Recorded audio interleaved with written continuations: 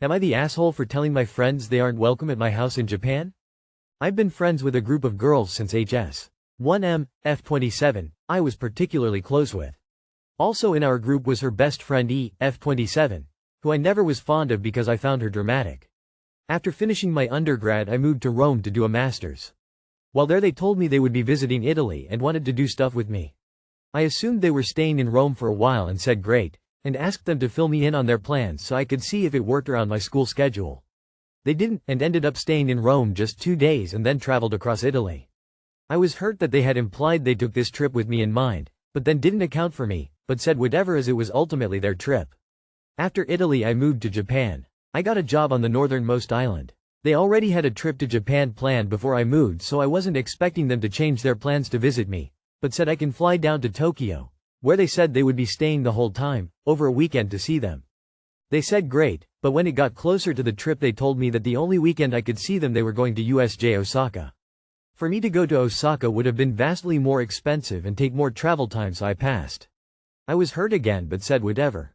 Finally, M texts me in December and tells me she and E are coming to Japan in April and going to Tokyo and Kyoto. I happened to move to a prefecture between these two cities and offered to let them stay at my house for a few days. I also said multiple times that I was free, unemployed, and wanted to go around Japan with them. I just asked they kept me in the loop so I could plan things out for myself. M said she was super excited and said of course. I made the mistake of then saying I had extended family visiting around the same time who also wanted to visit Tokyo and Kyoto and joked I'd be an expert after these 2 visits. Months go by with no new info. One day E texts me and says bluntly, "We'll be staying with you for 1 night." Then M texts me about tattoo coverings. I ask them what's going on with the trip and M says they booked everything already. I said I thought I was joining them, and he responds bluntly again with the dates they will be in Kyoto. M says she thought I didn't want to come because I was going to Kyoto with my family already. I wasn't, and to book at their hotel would cost me over $500. I said NVM, and that this was the 3rd strike. I told them I wasn't a hotel and they were no longer invited to my house. M apologized and said she always tried to account for everyone's emotions, and she had assumed I was going to Kyoto with my family and wouldn't want to go twice so soon. I said I was tired of being led on. I later apologized for reacting so strongly, and said I did so because I miss my friends. He said it's not their job to keep me from being lonely, and that they always try and account for me. I cut contact after this. Those are not very nice people and not your friends.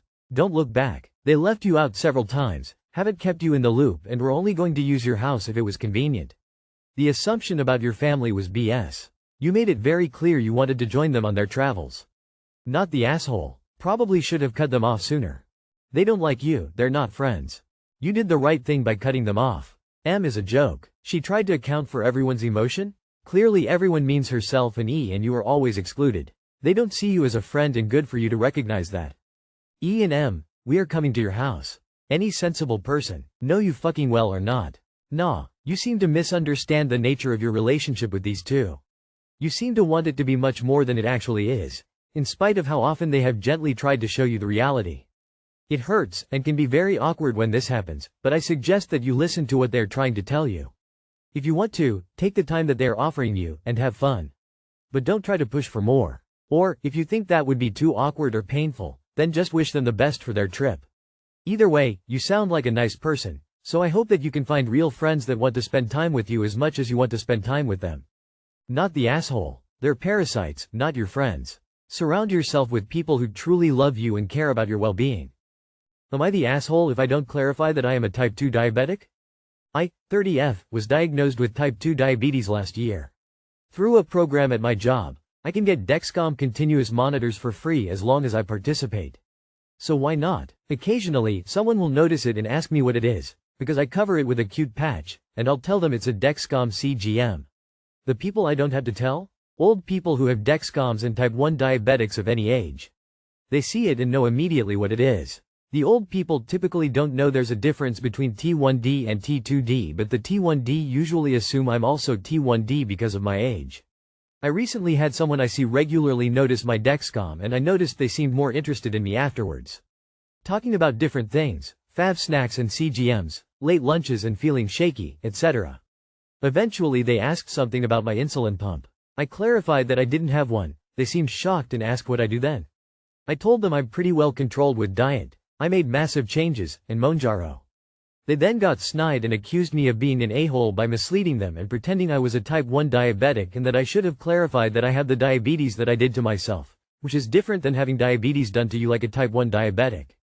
They are avoiding me now and also pointing out to people that I am type 2 diabetic, not type 1. Now I'm questioning if I'm supposed to explain that I'm type 2 diabetic specifically so that I don't accidentally end up masquerading as a type 1 diabetic. What? Type 2 diabetes is more connected to lifestyle and diet, but it's not entirely lifestyle and diet. I know morbidly obese people who live on trash who do not have diabetes and athletes who eat clean, who are type 2 diabetics. Do lifestyle and diet contribute? As you have noted, you are controlling yours with diet and lifestyle, so yes. But genetics and luck of the draw also have a huge role. Not the asshole, but your new ex-friend, is. Not the asshole. This person is 1, a huge 2, wildly misinformed, and 3, not entitled to your medical history. If this person is a company worker, you should explain this situation to your medical problems are none of their business. Shut it down. Not the asshole, it's no one's business what type of diabetes you have. Also, the type you did to yourself, that's not a person you need in your life.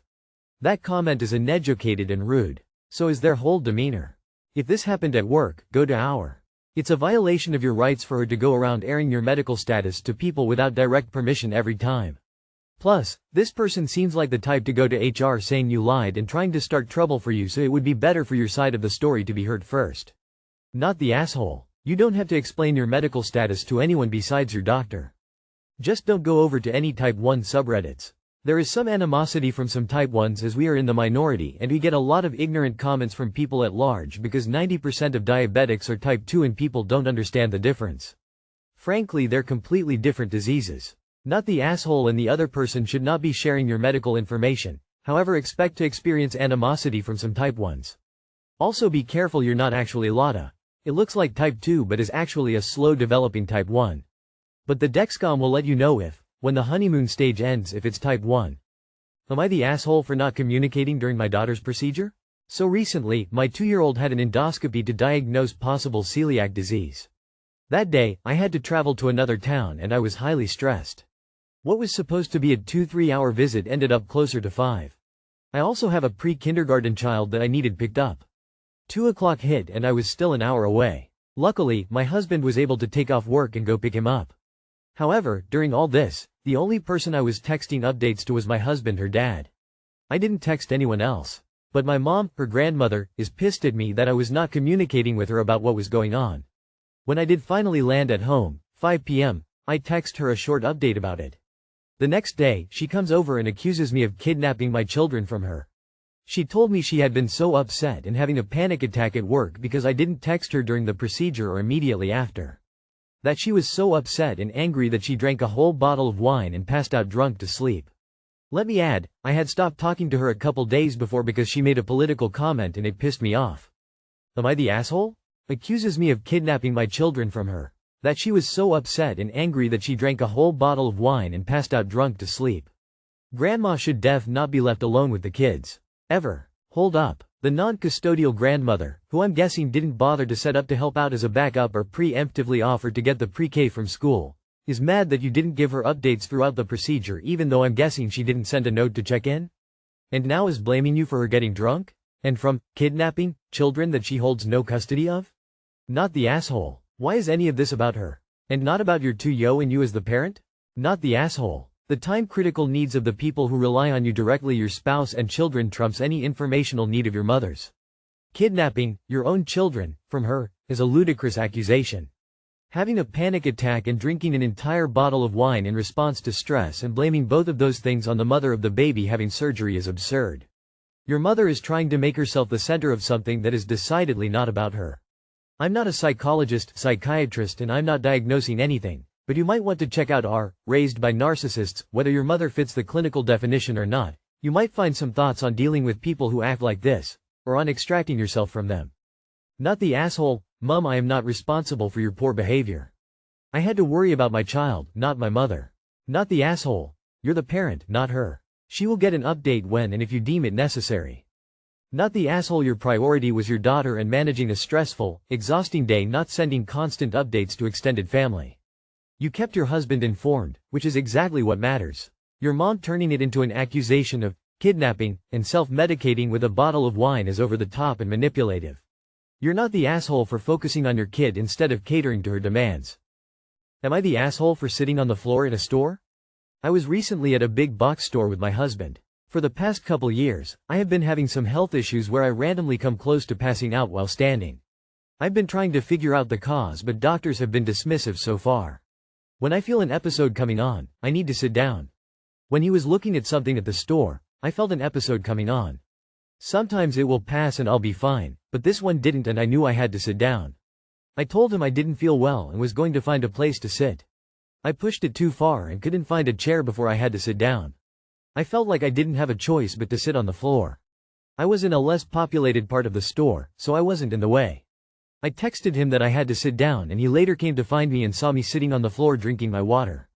He told me in a whisper yelled to get off the floor because it was gross and embarrassing, but I told him I will as soon as I can. I really need to sit because I felt very unwell. I sat on the floor for a total of 10 minutes. After that I was well enough to go find a bench to sit on while I waited for him to finish shopping and then we went home. He keeps saying there was no reason I had to sit on the floor in a store and that it was embarrassing for him. He told his parents about it and they agreed that it was weird and that I should have sucked it up and I was being dramatic. Am I the asshole for sitting on the floor in a store because I wasn't feeling well? Not the asshole. This was embarrassing for him? Wonder how embarrassed he would be if you had passed the fuck out. This guy sucks. But your husband is. Really? You are almost passing out in the store and he berates you for embarrassing him? What an asshole. Not the asshole. I'm a retired nurse and am worried about your fainting. There are a number of things that could cause it and your doctor should be taking it seriously, as should your husband. It could be low blood sugar, POTS, look it up, a heart condition, thyroid condition, among many. I know a couple of young people who had heart rhythm problems causing fainting and they now have a pacemaker. Not the asshole. Your husband is more concerned about your embarrassing him by sitting on the floor than he is about your passing out and cracking your skull on the floor. As Maya Angelou said, when someone shows you who they are, believe them, the first time. Not the asshole. I used to pass out and you can really hurt yourself falling from standing, especially on hard floors. If I feel faint I also sit or lay down. That way when you come to you aren't injured. Your husband seems to care more about potential embarrassment than your physical safety. Also, why is sitting down on the floor when faint embarrassing to start with? If I saw someone sitting on the floor of a store I don't think I would give it a second thought. At most I would ask if they were okay, and if they said they felt faint I would be like, got it, carry on. Do you need anything? Why didn't he help you find a place to sit? Or go get you something to sit on? Yeah, it's gross, but you weren't just sitting there to look at your phone or just because you didn't want to walk anymore. You had to sit. Okay, it embarrassed him, but if anyone knew about your health issues and heard him talking down to you, that's embarrassing.